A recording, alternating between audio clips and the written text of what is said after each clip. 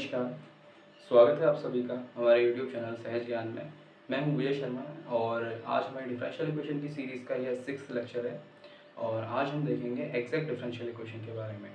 तो सबसे पहले देखते हैं एग्जैक्ट डिफरेंशियल इक्वेशन। तो एग्जैक्ट डिफरेंशियल इक्वेशन क्या होती है?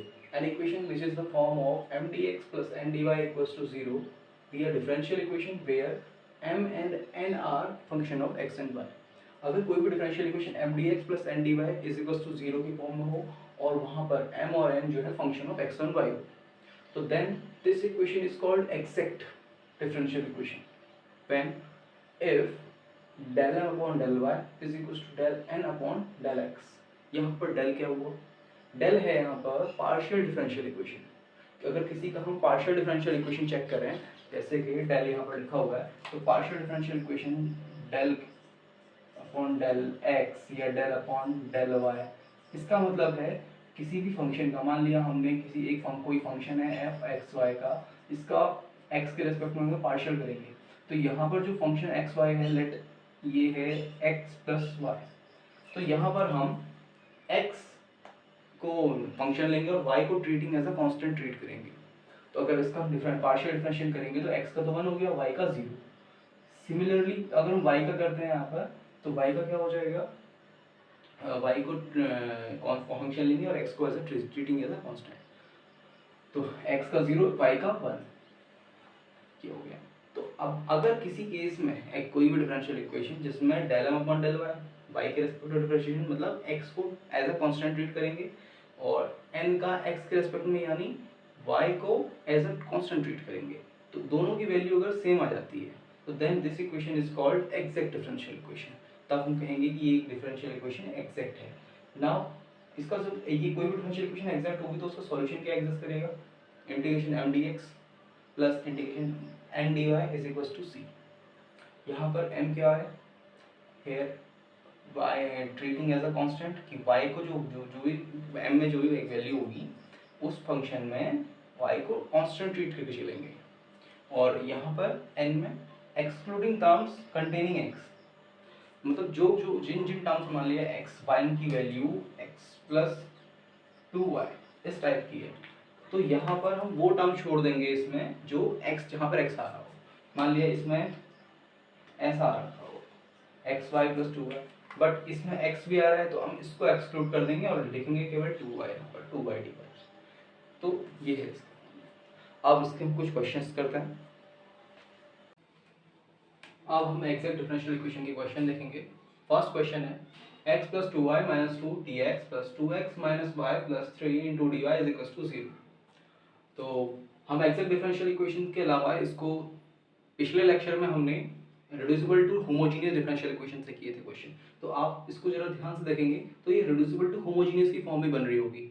अगर हम इसको dy ओवर dx फाइंड करें, यहाँ से इस टर्म को इधर ले आएंगे, माइनस में आ जाएगा, फिर इसको इसके अपॉन में भेजेंगे, तो dy ओवर dx की वैल्यू आएगी यहाँ से minus x plus 2y minus 2 upon 2x minus y plus 3, ये आएगी dy ओवर dx की वैल्यू। तो आप इसको देखेंगे, इसमें हर टर्म की डिग्री, इसकी 1 है, इसकी डिग्री 1 है, यहाँ कांस्टेंट है, यहाँ 1 यहाँ 1 यहाँ 0, तो कांस्टेंट है।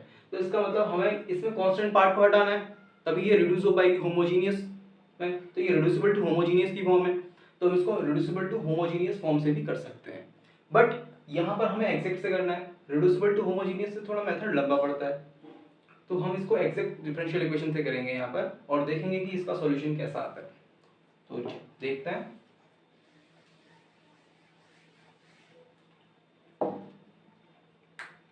तो सबसे पहले एग्जैक्ट डिफरेंशियल इक्वेशन की जनरल इक्वेशन क्या होती है? m dx plus n dy is equal to 0। यहाँ पर m की वैल्यू कितनी है?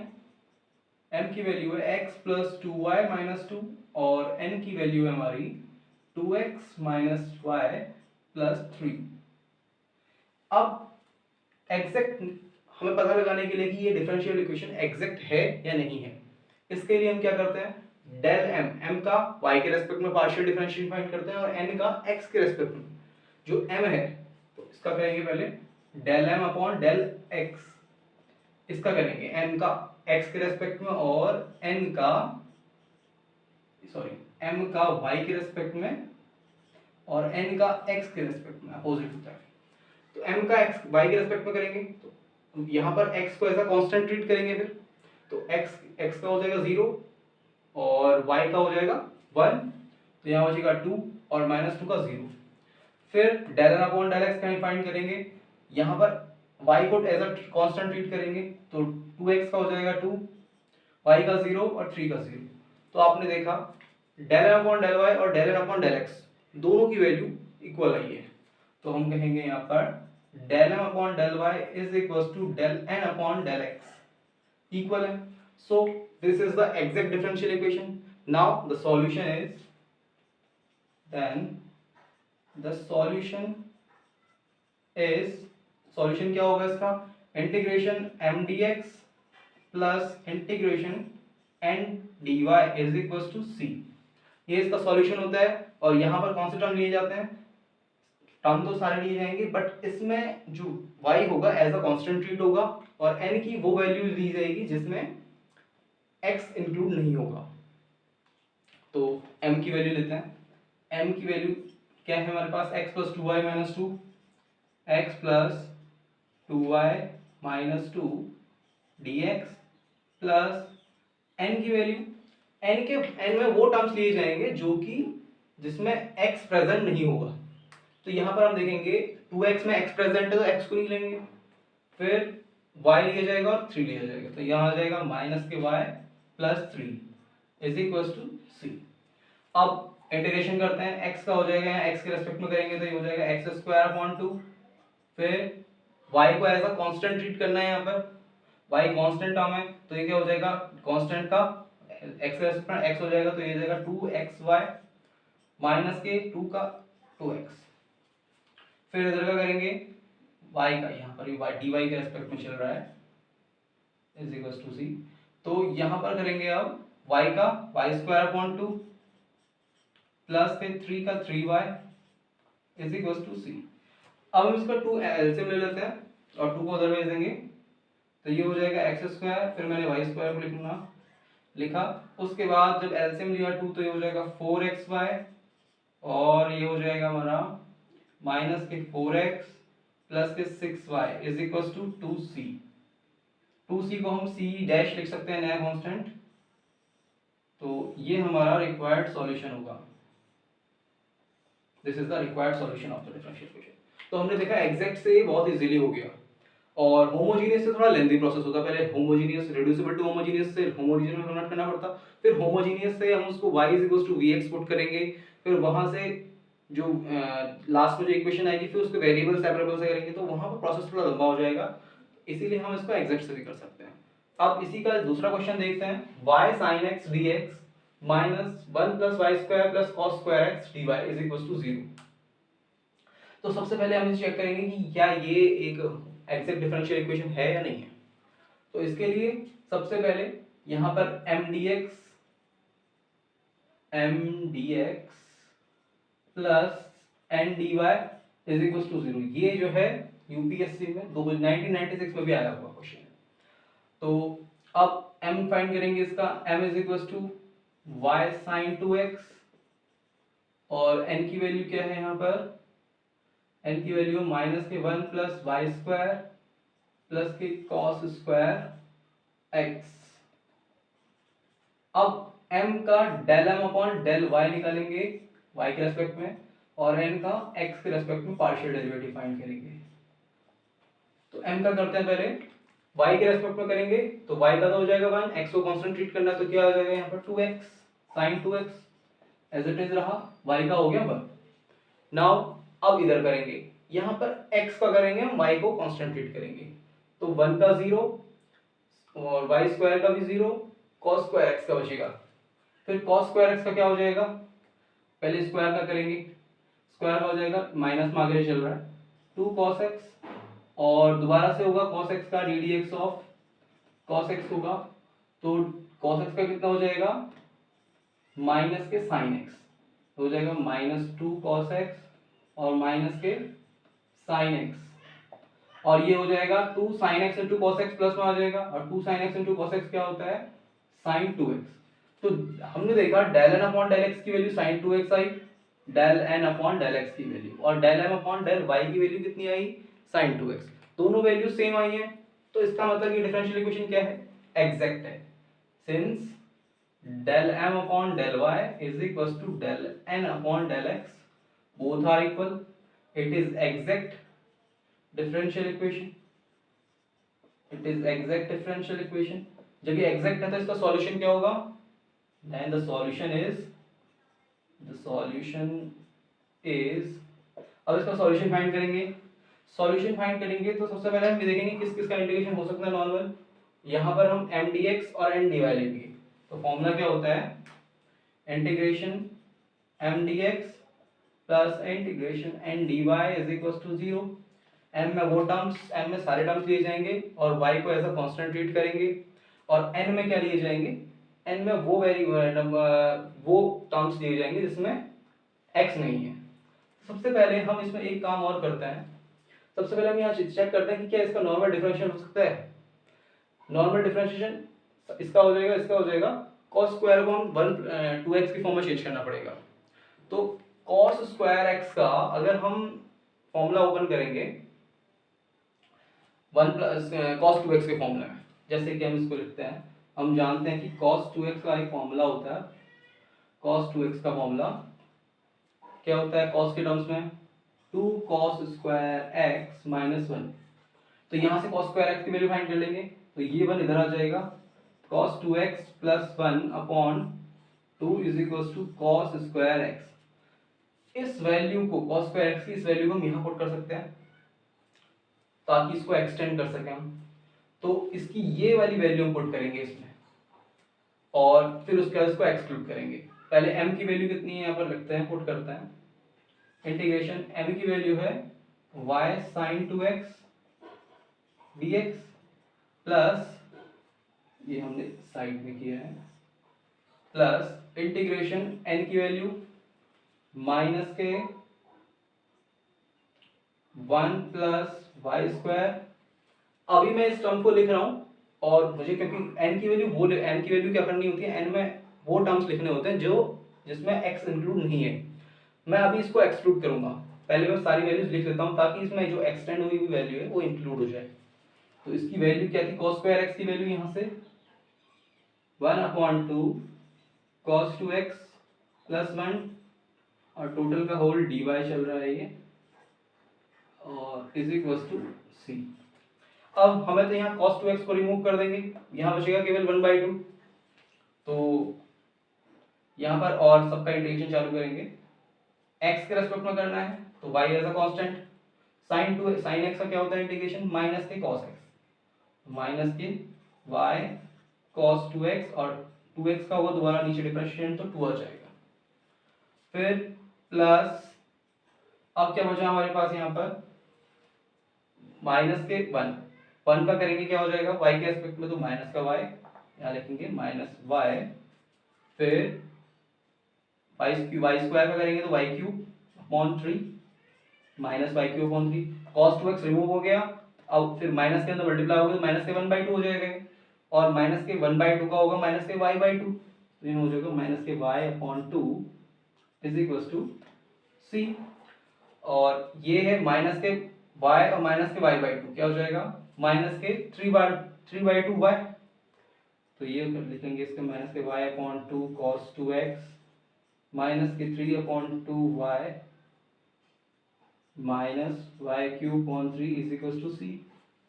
हम क्या कर सकते हैं, यहाँ पर एलसीएम ले सकते हैं इसका, 6 एलसीएम ले लेंगे और 6 को उधर भेज देंगे, तो 6 एलसीएम लेंगे तो हो जाएगा माइनस के 3y cos 2x, फिर हो जाएगा यहाँ पर के माइनस के 9y, और यहाँ पर आ जाएगा माइनस के 2y cube is equal to 6c। This is the solution of the differential equation. ये था हमारा एग्जैक्ट डिफरेंशियल इक्वेशन। एग्जैक्ट में हमने एक बार दोबारा समझ लेते हैं इस क्वेश्चन को हमने कैसे किया।